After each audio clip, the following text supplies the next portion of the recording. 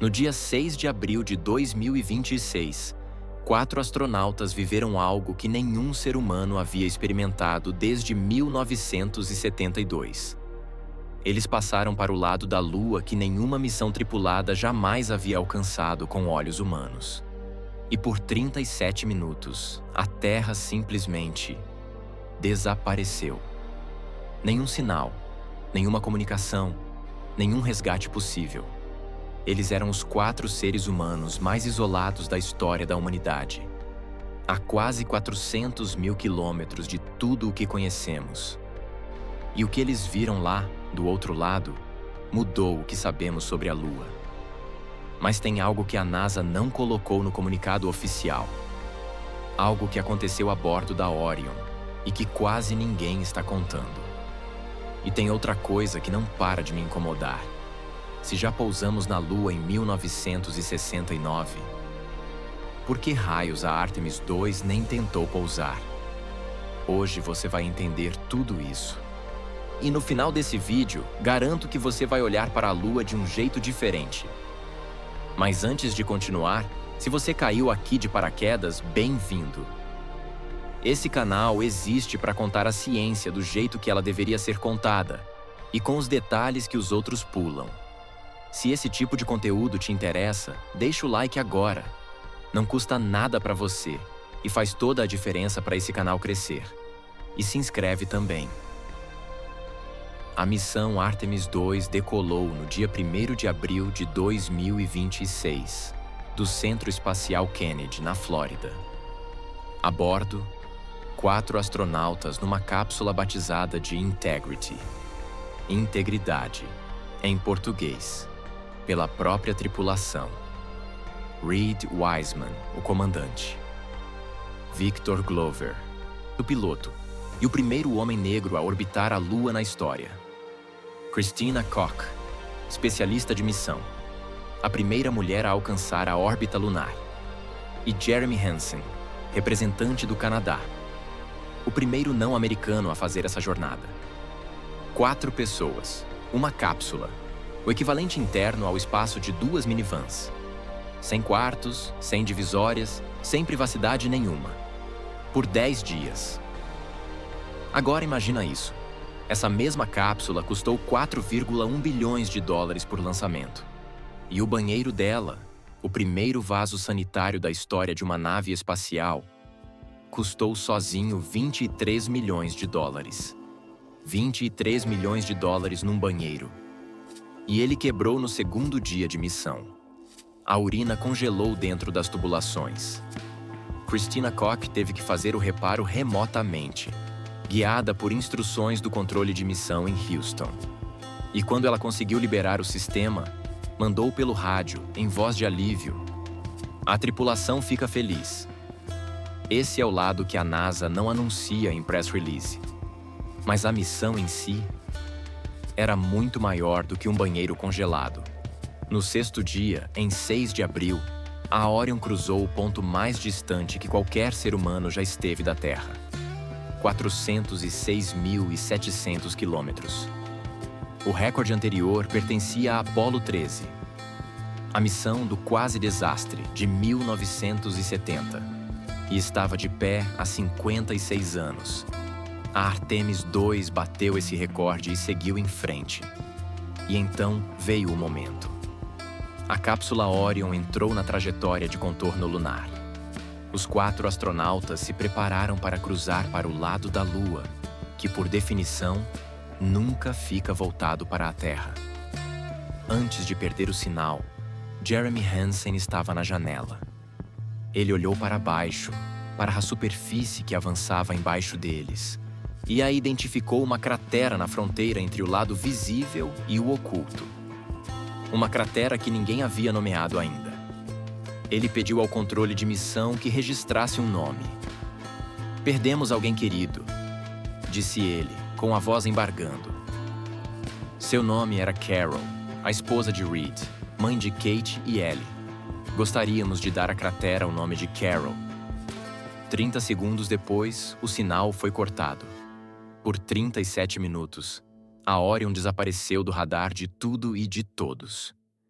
4 seres humanos flutuando no silêncio mais completo que existe, do outro lado de um mundo que bloqueia até a velocidade da luz. E nesse silêncio, eles viram a Bacia Orientale, uma cratera de impacto com 3,8 bilhões de anos e quase 1.000 quilômetros de diâmetro. A maior cicatriz visível do lado oculto.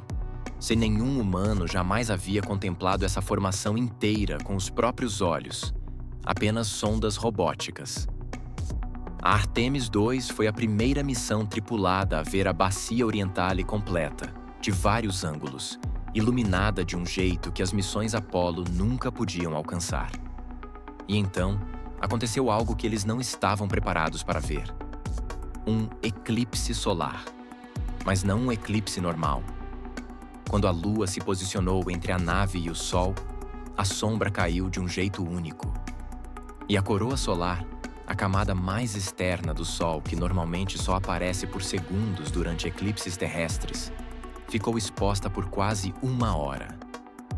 1 hora olhando diretamente para a atmosfera do Sol, do ponto de vista da Lua. Não existe nenhum outro lugar no sistema solar de onde esse fenômeno pode ser observado dessa forma. Depois do eclipse, da quando a Órion começou a dobrar de volta para o lado visível, eles viram o pôr da Terra. A Terra descendo atrás do horizonte lunar, desaparecendo devagar, continentes visíveis, cidades cintilando, antes de sumir completamente atrás da rocha. E depois, ao reemergir para o lado visível, viram o inverso. Nascer da Terra. O planeta azul surgindo do horizonte lunar como um amanhecer ao contrário. O mesmo fenômeno que a Apollo 8 fotografou em 1968, mas desta vez com olhos humanos modernos, câmeras de alta definição, iPhones e GoPros. Nesse momento, o sinal foi restabelecido com Houston. Wiseman chamou pelo rádio. Houston, Orion, estamos de volta. E aqui chega a parte que vai inevitavelmente aparecer nos comentários. Se a humanidade pousou na Lua em 1969, por que a Artemis II fez apenas um sobrevoo? Por que não pousou? Essa pergunta tem 2 respostas. Uma de engenharia e uma histórica. E as 2 são igualmente fascinantes. A resposta de engenharia é simples. A cápsula Orion não foi projetada para pousar. Ela é o veículo de transporte. Leva a tripulação da Terra até a vizinhança da Lua e os traz de volta. Para descer à superfície, você precisa de um módulo de pouso separado, assim como a Apollo tinha o módulo lunar. A SpaceX e a Blue Origin estão desenvolvendo esses módulos agora. Eles existem. Eles estão sendo testados, mas ainda não estão certificados para voo tripulado. Exatamente como a Apollo 8 orbitou a Lua sem pousar. Exatamente como a Apollo 10 testou o módulo lunar a 15 quilômetros da superfície e voltou sem descer. A cautela tem nome, é engenharia. Mas a resposta histórica é mais perturbadora. A cada lançamento combinado do foguete SLS com a Orion custa 4,1 bilhões de dólares. Nos anos 1960, a NASA consumia quase 5% de todo o orçamento federal americano. Hoje, essa fatia é de 0,5%. O risco que foi aceito na época da Guerra Fria, porque havia uma corrida, porque havia humilhação política em jogo, é simplesmente inaceitável nos padrões atuais. Quando pousamos na Lua pela primeira vez, a Apollo 11 pousou com menos de 1 minuto de combustível no tanque. 1 minuto. E ninguém abortou a missão. Esse nível de risco calculado não existe mais. Porque hoje não existe mais a Guerra Fria. Mas agora vem a parte que eu quero que você preste atenção. Porque existe uma linha muito clara entre questionar e ignorar evidências físicas que estão lá há décadas. Vamos começar pelo argumento mais poderoso de todos. E é um argumento que vem do inimigo. Durante toda a missão Apollo 11, em julho de 1969, a União Soviética estava rastreando cada sinal de rádio, cada telemetria, cada transmissão. Eles tinham a tecnologia. Eles tinham o motivo. E se qualquer coisa naquela missão fosse uma farsa, denunciar os americanos publicamente seria a maior vitória de propaganda da Guerra Fria. Eles ficaram em silêncio e depois confirmaram o pouso. Enquanto Armstrong e Aldrin ainda estavam na superfície lunar, a sonda soviética Luna 15, que estava tentando chegar primeiro para coletar amostras e vencer os americanos, bateu na superfície da Lua e foi destruída. Os soviéticos perderam a corrida e, mesmo assim, não contestaram o pouso americano. Isso, por si só, já encerra o debate. Mas vamos mais fundo. E as missões Apollo trouxeram de volta 382 quilogramas de rochas lunares. Esse material foi distribuído para laboratórios em mais de 70 países. Laboratórios que não têm nenhuma razão para mentir pelos americanos. A conclusão é universal. A composição química dessas rochas é impossível de ser reproduzida na Terra. Elas não têm água em nível algum. Têm marcas de radiação cósmica que só se formam em ambientes sem atmosfera. E 3 delas levaram à descoberta de minerais que nunca tinham sido vistos antes no planeta Terra. Um desses minerais ganhou um nome especial.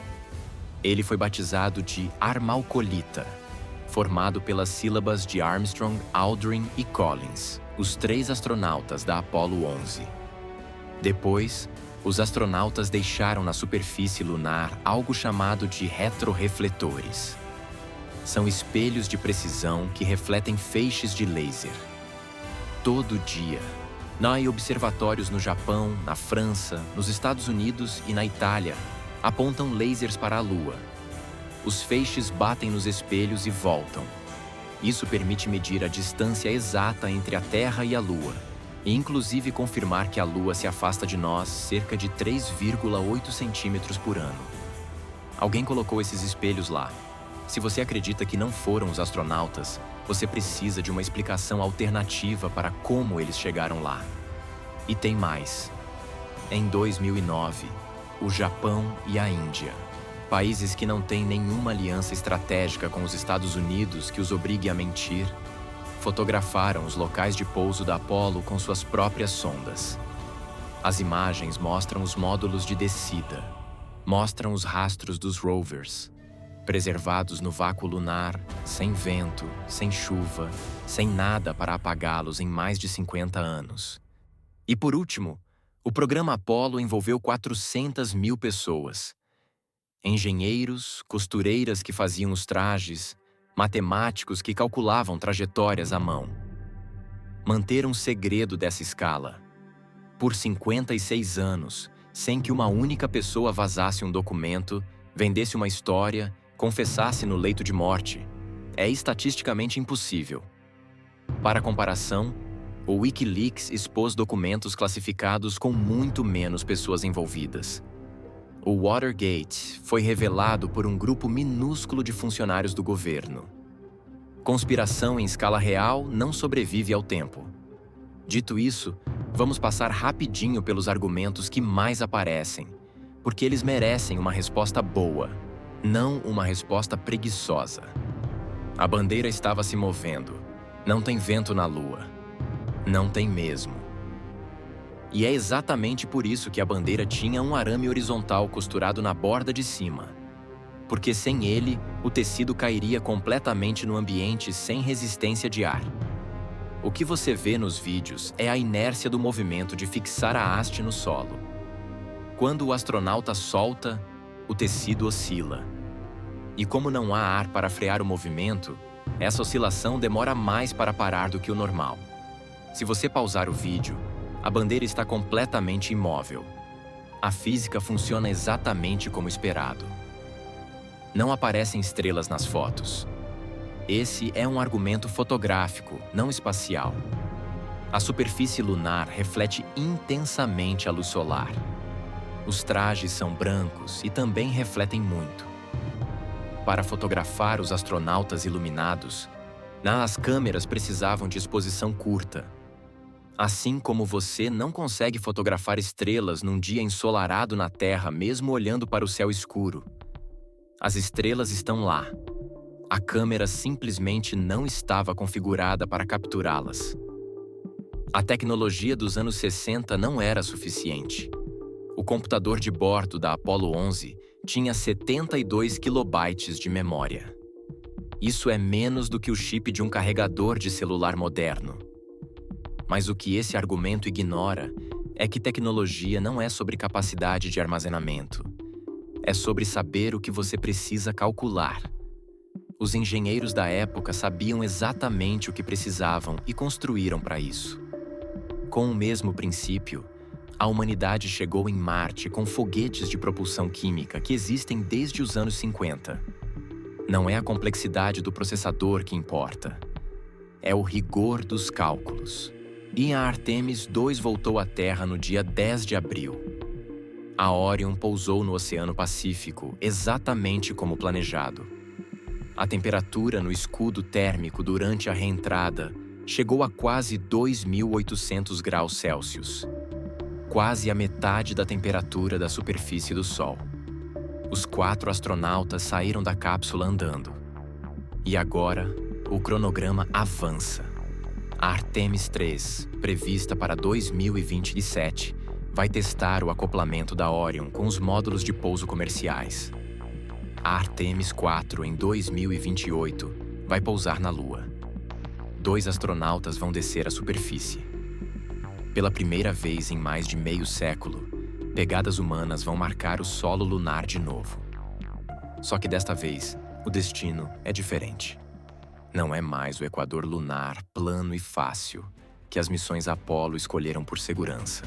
Desta vez, o alvo é o Polo Sul, onde sondas detectaram a presença de gelo de água dentro de crateras permanentemente em sombra. Água na Lua, que pode ser separada em hidrogênio e oxigênio, que pode virar combustível de foguete, que pode virar ar respirável. Se confirmado em escala, o Polo Sul lunar pode ser o primeiro posto de abastecimento fora da Terra, o trampolim para Marte. E tem um detalhe que quase ninguém menciona. A China também está indo para o Polo Sul. Com cronograma parecido, com o mesmo interesse nos recursos. A corrida espacial não acabou. Ela só mudou de bandeira. Em 1969, quando Neil Armstrong desceu pela escada do módulo lunar, havia 600 milhões de pessoas assistindo ao vivo. 1/5 da humanidade, parada, olhando para a mesma tela. Em 2026, 4 astronautas cruzaram para o lado oculto da Lua e viram o que nenhum olho humano havia visto. Nomearam uma cratera em homenagem a uma esposa que não está mais aqui. E voltaram. A poeira da Lua ainda carrega as pegadas de 12 homens, intactas, preservadas no vácuo perfeito de um mundo sem vento. Elas vão durar mais do que qualquer civilização que o ser humano já construiu.